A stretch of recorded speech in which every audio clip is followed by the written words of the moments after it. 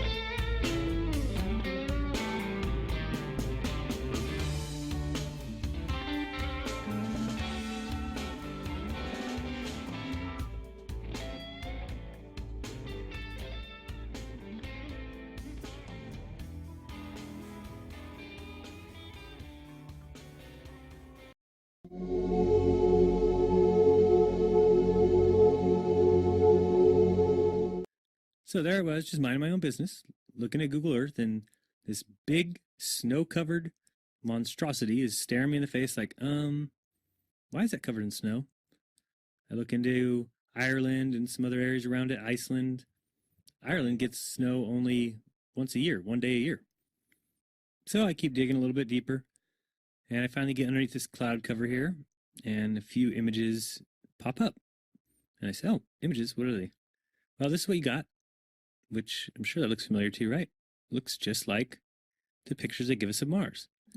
So I'm just kind of creeping around here and definitely noticing the same kind of undulation changes and same kind of rock, same kind of dirt. Only thing that's missing is that nice little red tint that they pay somebody $150,000 a year to put on there. But those mountains, those rocks, definitely exactly like we see on Mars. So I say, I wonder what they're doing out here. What is all this equipment for? I'm sure it can't be NASA, right? Whose orange Hummer is this? Okay, that looks like a NASA symbol. Well, let's dig a little further because I can't really see anything on here other than it certainly looks like a NASA symbol. And I can't read that. Tried. So this one here said roving the Arctic. So what is that? Doesn't make any sense. Pop in here. See if we can find anything. Again, same kind of mountains. That looks like the same kind of water I've seen before that I thought was water on Mars. Who knows? Zoom in. What's that? Oh, nothing. Just looked like it was funny. So I'll keep kind of going through here and see if it... What the...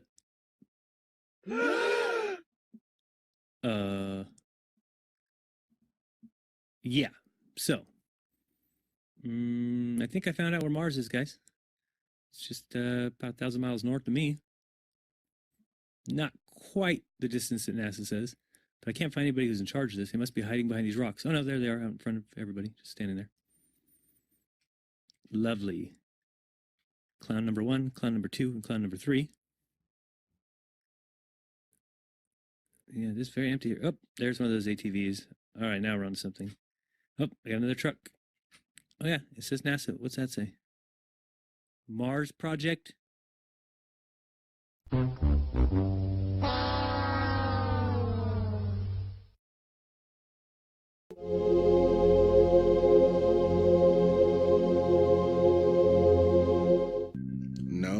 not one picture of the Earth.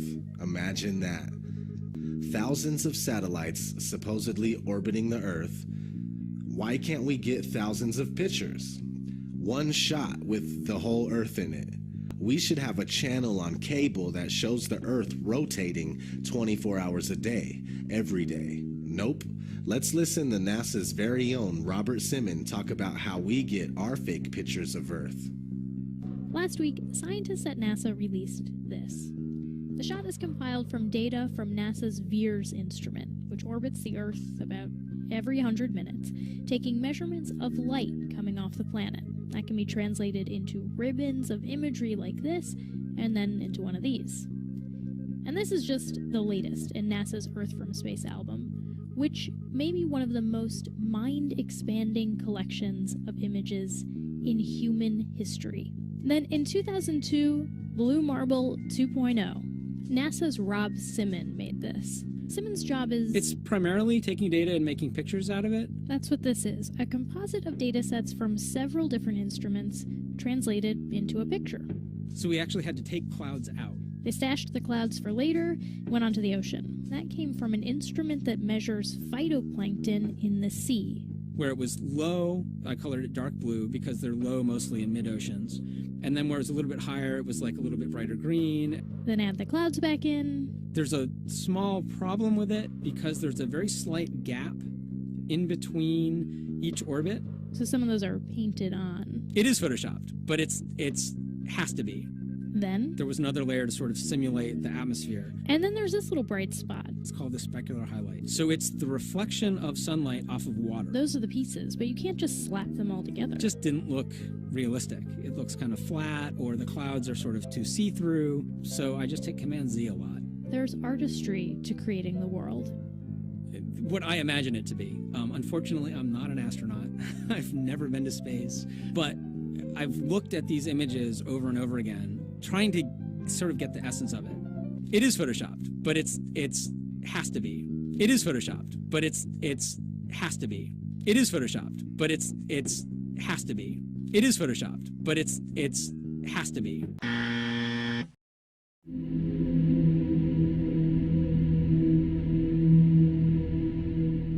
This next-generation spacecraft will enable America to explore beyond low Earth orbit. The kinds of technologies that we're testing out on Space Station are definitely helping us with our goals of going beyond low Earth orbit. Early in the next decade, a set of crewed flights will test and prove the systems required for exploration beyond low Earth orbit. The plan that NASA has is to build a rocket called SLS, which is a heavy lift rocket. It's something that is much bigger than what we have today, and it will be able to launch the Orion capsule with humans on board, as well as landers or other components to destinations beyond Earth orbit. Right now, we only can fly in Earth orbit. That's the farthest that we can go, and this new system that we're building is going to allow us to go beyond and hopefully take humans into the solar system to explore. So the moon, Mars, asteroids, there's a lot of destinations that we could go to, and we're building these building block components in order to allow us to do that eventually. We are headed 3,600 miles above Earth, 15 times higher from the planet than the International Space Station. As we get further away from Earth, we'll pass through the Van Allen belts, an area of dangerous radiation. Radiation like this could harm the guidance systems, onboard computers, or other electronics on Orion. Naturally, we have to pass through this danger zone twice, once up and once back. But Orion has protection. Shielding will be put to the test as the vehicle cuts through the waves of radiation. Sensors aboard will record radiation levels for scientists to study. We must solve these challenges before we send people through this region of space. We must solve these challenges before we send people through this region of space. We must solve these challenges before we send people through this region of space.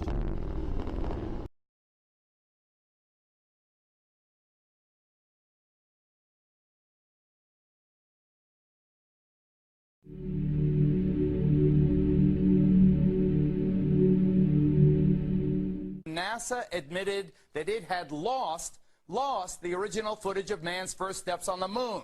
YouTube and watch A Funny Thing Happened on the Way to the Moon. It contains newly discovered evidence, which is part of the missing tapes, of outtakes from the first mission to the moon, of them falsifying a shot of being halfway to the moon. We found never before seen footage of them faking part of the photography, which is in A Funny Thing Happened on the Way to the Moon, which has been licensed 5 times and can only now be viewed on YouTube. Here they discuss the fact that they have turned out the lights and have blocked out sunlight from entering the spacecraft through the other windows, as to not cause any reflected light to fall onto the spacecraft's wall in the foreground. Okay, very good. Well, we shut out the sun coming in some of the other windows into the spacecraft, so it's looking through the number 1 window, and there isn't any reflected light. The reason this was done is so that the truth of the matter would not be revealed. It is this. Though the federal government would have you believe that this is a view of Earth from a distance out of the spacecraft's window as it nears the moon, it is not. What they have ingeniously done is placed the camera at the back of the spacecraft and centered the lens on a circular window in the foreground, outside of which it is completely filled with the Earth in low orbit. The circumference of the window then appears to be the diameter of the Earth at a distance. As they perfected the shot, a crescent-shaped piece of black material was inset slightly into the window to create the illusion of the Earth's terminator line dividing night and day. It is uncannily convincing. During this segment, intended to be edited and played back later for the worldwide television audience, dated July 18th, 1969, Neil Armstrong condemns himself as he states that he is 130,000 miles out. Roger, Houston, Apollo 11. Calling in from about 130,000 miles out.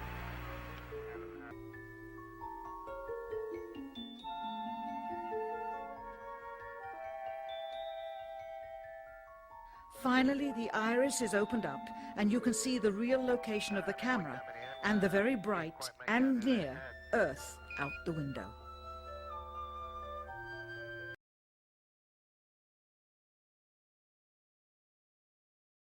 Here is the slate for the 19th of July, and the same shot of trickery on the 19th of July, and then the 20th, and the same misleading shot on the 20th.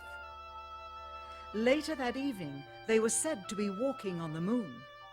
How can this be when they were in Earth orbit only 9 hours earlier, and the moon is some 3 days' journey away?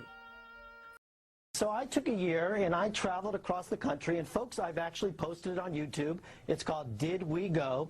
And the challenges, Geraldo, everywhere I went, it was just amazing. Moon rocks falling in Antarctica, Neil Armstrong's silence. But I was the first to report, and you played the clip earlier tonight, that all the science data, the telemetry data was missing. Now, Geraldo, for NASA to come out and say that all the tapes were erased, I mean, it's incredible. Geraldo, this isn't just one tape. This is rooms of tape labeled Apollo 11 moon landing. Someone had to physically go and erase it. It's very challenging to try to prove we landed on the moon, and it shouldn't be challenging. The tape should be there. There should be plenty of evidence. From an analytical standpoint, photographic anomalies have to be sought out with an understanding of lighting and shadows. The most straightforward is simple. When objects are lit solely by the sun, as all the scenes on the moon were said to be, after all, lighting equipment was not only impractical, it was unnecessary in bright sunlight, then all shadows, regardless of the landscape, will run parallel with one another and never intersect, as shown by this example. In these seldom seen photographs, obtained from a rarely used auxiliary NASA archival site, it is clear that these scenes were lit with artificial light. These shadows, which are cast at different angles, are evidence that a second light source is being used. In addition, the sun would not cause an isolated hotspot like this, only an artificial light would. Again, intersecting shadows and another hotspot. And again. And again. It is simply impossible for this picture to have been taken with sunlight on the moon. Here, the shadows are shown to be as black as pitch. And yet here, completely in a shadow, the astronaut is lit up like a Christmas tree. How can this be? Or this, on the shadow side of the lunar module. In this magnification of an Apollo photograph, a rock, very likely a papier-mâché prop because of the crease here, is categorized with the letter C. In later releases of the same picture, the letter is gone, probably airbrushed out. Here, a crosshair, which was burned directly into the image from the film plate, and thus should always appear on top of the objects in the photograph, appears behind the object in this scene, clearly revealing a composite of two pictures into one. Someone apparently forgot to create a burn crater underneath the lunar module's 10,000-pound thrust engine, despite the fact that during ground tests there was a real concern for the vehicle falling into the hole the engine created as it descended. Here is a depiction based on the latest specifications and scientific data. In these enlargements, it looks as though the lunar module was simply placed there. Not even one speck of moon dust on the landing pod. As a result, all subsequent flights had to have the same discrepancy, which was explained away by the effect of no atmosphere. And what about stars? On the moon, with no atmosphere, they must have been quite a sight to behold. Yet there is seldom any mention of them, if ever, by any of the astronauts on any of the missions. Undoubtedly, creating a mural with all the constellations properly placed in the sky would have been virtually impossible to create accurately, much less realistically. A competent amateur astronomer would have been able to call attention to the slightest error in measurement. The answer? Not to talk about the stars, ever.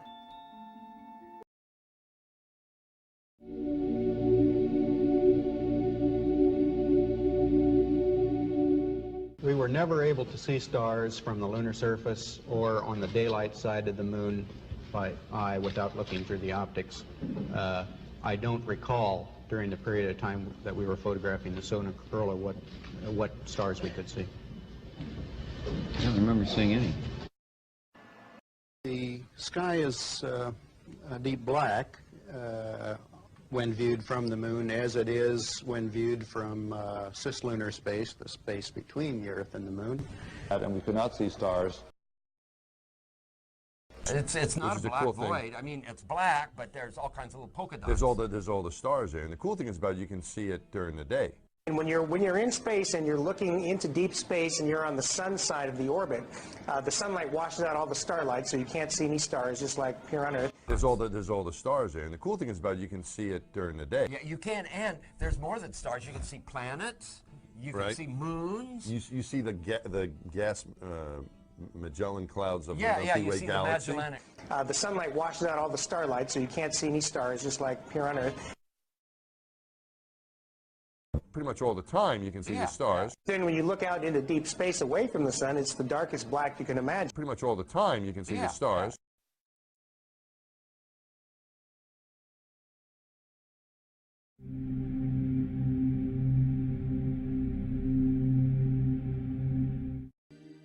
You would think there are rules on the International Space Station.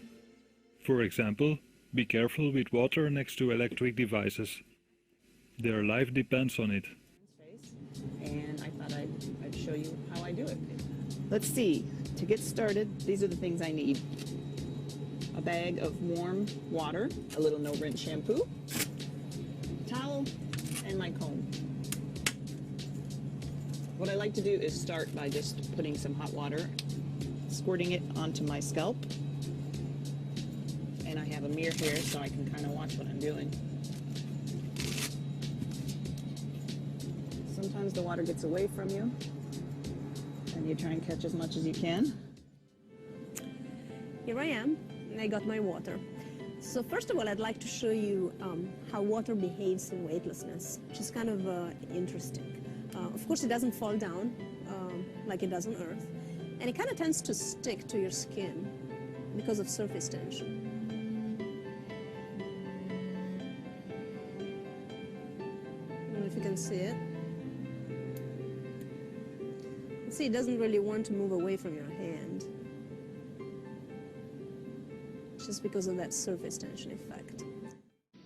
We have power bricks. You see all these things, this blue bricks for power supply. Just because it's a little bit difficult to control.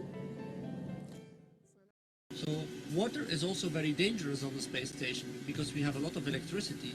So we need to be very careful not to spill it.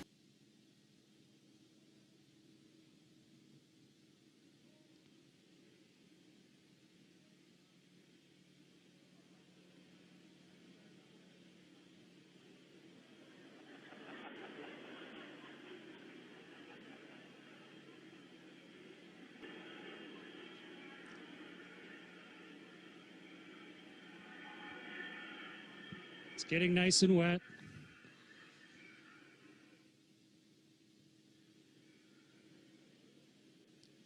I want to make sure for the experiment that it's really soaking wet. Water is also very dangerous on the space station because we have a lot of electricity. So we need to be very careful not to spill it.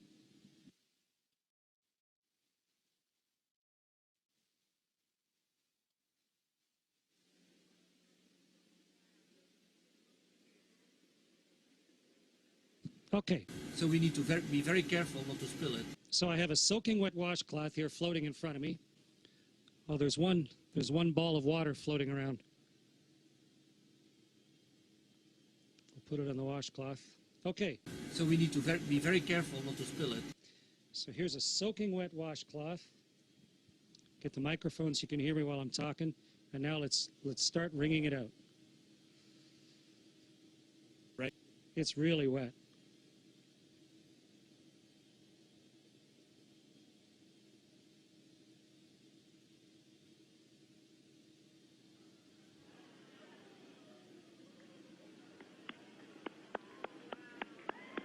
It's becoming a tube of water.